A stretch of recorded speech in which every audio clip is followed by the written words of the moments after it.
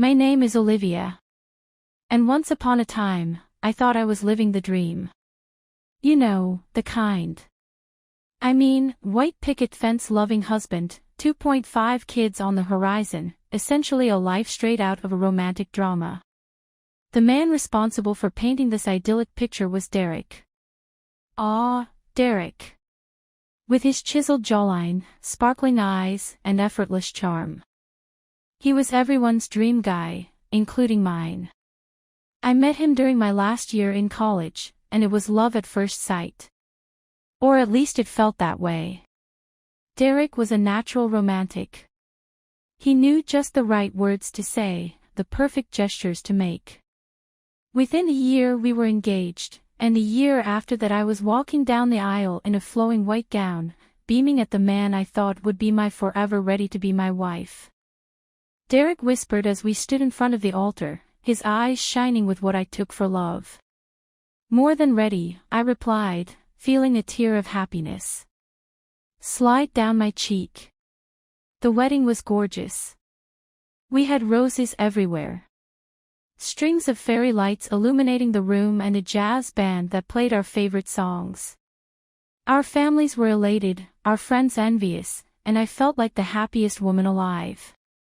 But among the sea of smiling faces, there was one that never reached the eyes. My soon-to-be mother-in-law. During the reception, she sidled up to me with a glass of champagne in her hand and an unsettling smirk on her face. "Diana, dear," she cooed. "Such a lovely event, though you could have chosen a better flower arrangement. Don't you think roses are so pedestrian?" I was taken aback, but I kept my smile intact.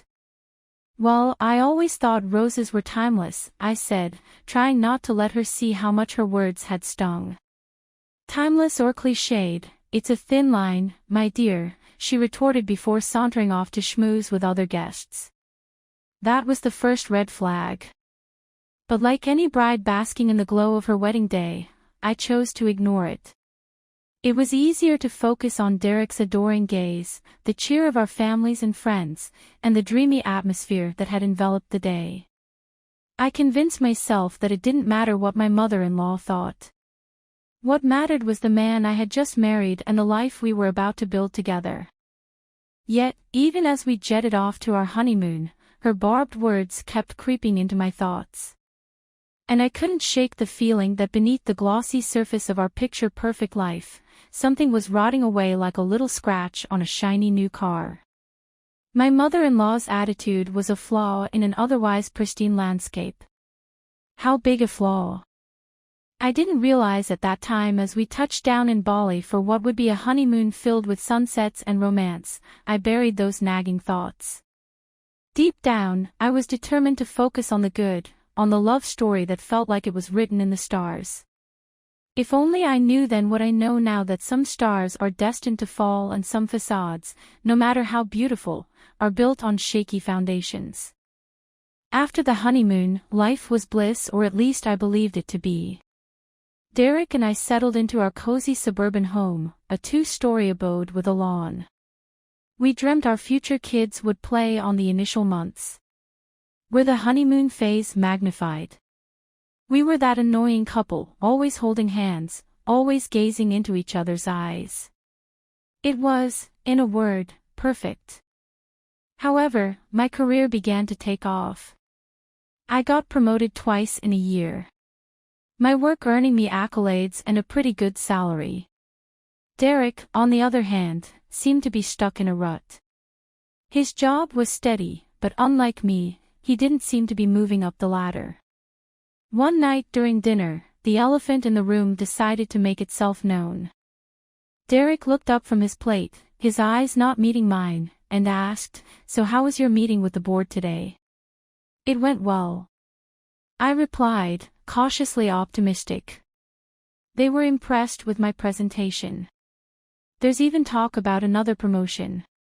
"That's nice," Derek said. But his eyes were clouded. His smile a touch too tight. "You don't seem too happy." I pressed. "Is something wrong?" "It's just. Don't you think you're getting too engrossed in your work?" We hardly spend time together anymore. That comment didn't sit well with me, but I tried to diffuse the tension. I know, but these opportunities won't come twice.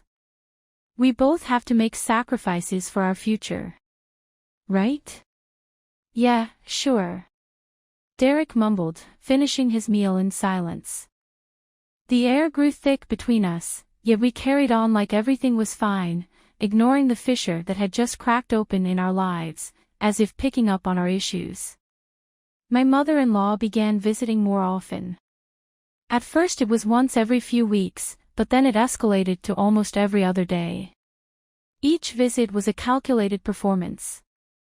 She'd waltz into my home, critique my choice of furniture, the food I made, even the way I dressed.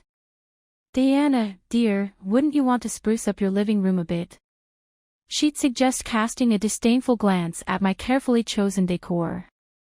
"Something more elegant. I like it the way it is." I'd retort politely. "It feels warm and welcoming to me." "Well, to each their own, I suppose," she'd say, making it clear she found my taste questionable at best.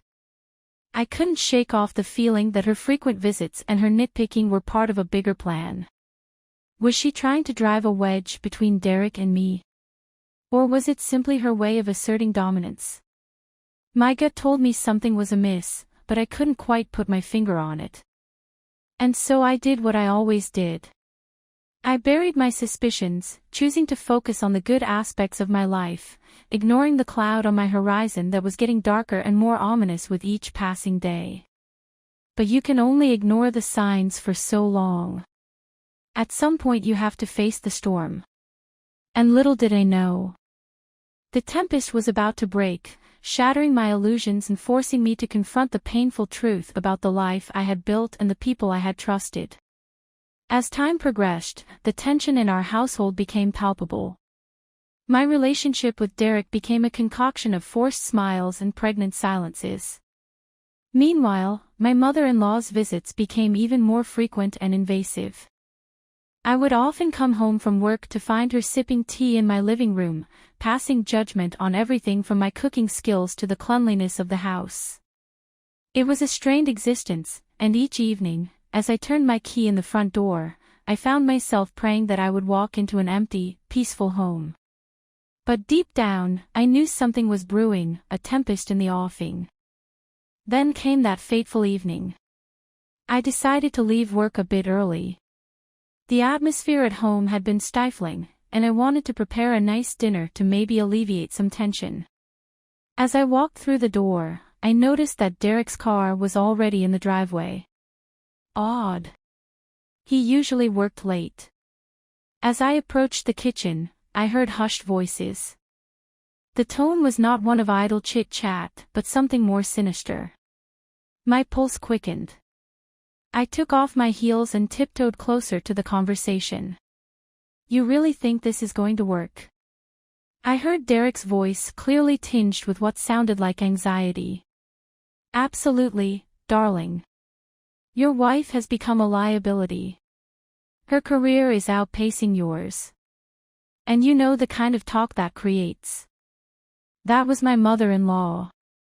Her voice dripping with disdain. I felt my stomach churn. A sickening realization, beginning to form in my mind. "So what's the plan then?" Derek asked. His voice tinged with a trepidation that made my heart sink further. "Simple. In 3 days, we put our plan into motion. I'll pretend to get violently ill after eating dinner. Here we'll claim that Diana poisoned me." My knees nearly buckled. Were they really plotting what I thought they were plotting? "Derek, are you sure about this?" My mother-in-law pressed. "We've discussed this, Mom. I can't let her outshine me anymore. I can't let her take everything away from me. It's my turn to lead. And I want what she has. And you'll have it." She assured him, "Once she's out of the picture, you can claim her assets. Her money will be your money, and people will finally see you for the successful man you ought to be." I felt as if the floor had been yanked out from under me. This was not a mere difference in personality or ambition between me and my husband. This was a calculated, malicious plot to sabotage me, to rob me of my life and achievements. My first instinct was to burst into the room, confront them both, and tear my marriage apart right there. But a second thought held me back. If I confronted them now, they'd just deny it, and I'd have no proof. I needed irrefutable evidence to bring them down. And luckily, I had 3 days to get it. With my heart pounding in my chest, I quietly retreated, picking up my heels in my hands and tiptoeing back out the front door. I got back into my car, drove around the block, and then returned home, this time making sure to make my presence overtly known. "Hey, I'm home," I called out, trying to keep my voice steady as I walked back in. Derek and his mother greeted me with forced smiles, unaware that I had overheard their vile plot.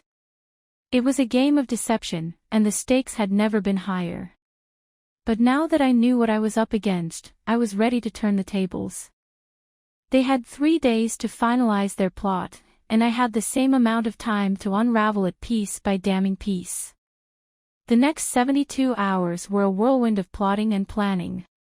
Every moment was a ticking clock, reminding me that my world could come crashing down if I didn't act swiftly and smartly. My first move was to contact a friend who worked in law enforcement without divulging too many details. I explained that I suspected someone might attempt to harm me and inquired about how to collect evidence. "Wiretaps and hidden cameras are tricky due to consent laws," he said cautiously. "But you could keep your phone on and record conversations." I thanked him and mulled over the idea. Recording a conversation without consent was illegal in some places, but right now I felt cornered. It was my word against theirs. So I decided to take the calculated risk. The day of the planned incident came quickly. I could feel my pulse racing the entire day. But I put on the facade of an ignorant, happy wife. Derek and his mother arrived around 6 p.m. The tension in the air so thick you could cut it with a knife. But I pushed forward, serving them with a bright smile as though nothing were amiss. Before entering the dining room, I surreptitiously activated the voice recorder on my phone and placed it discreetly under a stack of napkins on the buffet table. "So shall we begin?" I said, motioning for them to take their seats. "Absolutely, darling. Everything looks wonderful." Derek smiled back, but his eyes had a glint that I now recognized as deception. I served the first course, a creamy tomato soup that I'd made dozens of times before as they took their first spoonfuls. My mother-in-law suddenly began to choke and cough violently, clutching her chest and collapsing onto the floor. "Diana, what have you done?" Derek yelled, his eyes wide, with feigned disbelief as he reached for his phone. "I'm calling an ambulance." "No need for that," I replied. My gaze icy cold. Just at that moment, the front door burst open. Police officers rushed into the room, pointing at Derek. "Police! Drop your phone and put your hands where we can see them." Derek looked bewildered, his gaze shifting frantically between me and the officers. "What is this, Diana?" As the police handcuffed him and his melodramatic mother, who suddenly seemed quite fit. I retrieved my phone and stopped the recording. "This," I said, holding up the phone, "is evidence." As it turned out, my law enforcement friend had taken my fears more seriously than I thought. He had kept an eye on my residence, and upon seeing my coded text that I'd sent just before dinner, had dispatched officers to my home suspecting foul play. Derek and his mother were dumbfounded. Their plan had backfired spectacularly, and the recording was the final nail in the coffin as they were led out of my home. Their faces etched with the realization that they had lost. I couldn't help but think how swiftly the tables had turned. It was a gamble, one that could have endangered my own legality. But it was a calculated risk I had to take to expose the venomous snakes I'd been sharing my life with. Now, they were the ones facing the consequences of their actions. And as for me, I felt a sense of vindication tinged with the bitter sweetness of a life-altering revelation. I had unmasked the villains in my story, but there was still much to be done. The battle was won, but the war was far from over. The days following the arrest were a blur of legal consultations, paperwork, and emotional turbulence. Even though I had collected evidence, my heart would still race whenever I thought about the courtroom. Our entire lives would be aired like dirty laundry for everyone to see. Yet I had to steel myself for the confrontation. When the trial began, I felt like I was stepping into a different universe. The sterile courtroom, the gravity of the judge's stare, the lawyers pacing and firing question lines. It was overwhelming.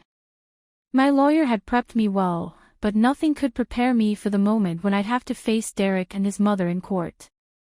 Deanna. Is it true that you've been unhappy in your marriage?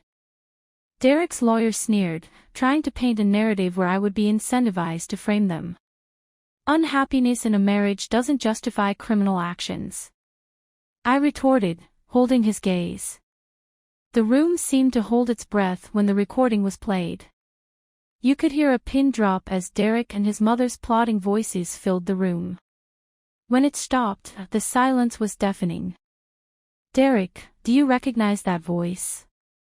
The prosecutor asked. Derek hesitated. I know it sounds like me, but this is a setup. She manipulated that recording. His mother chimed in. My son would never do something like this.